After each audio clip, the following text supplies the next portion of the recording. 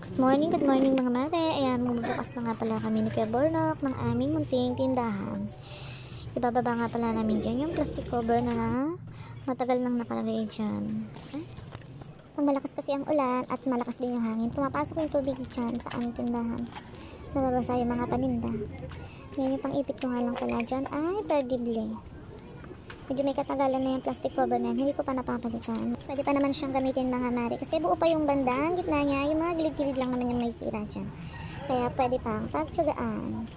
Medyo may kamahalan din kasi yung plastic cover na yan. Dahil makapal yan. Para siyang yung pang lona sa tricycle. Sayang naman kasi, diba mga mare? Kung pwede pang gamitin, ay gamitin mo na. At syempre, tinulungan ako ni Kuya Bornok dyan.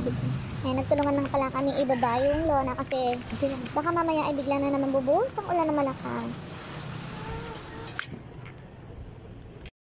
At ayan na mga mare, bukas na nga kami bili ng mga suki. Ayan, binuksan ko yung ilaw kasi medyo madilim. Makulimlim ang ating panahon ngayon. At ayan, sana marami tayong benta maghapon.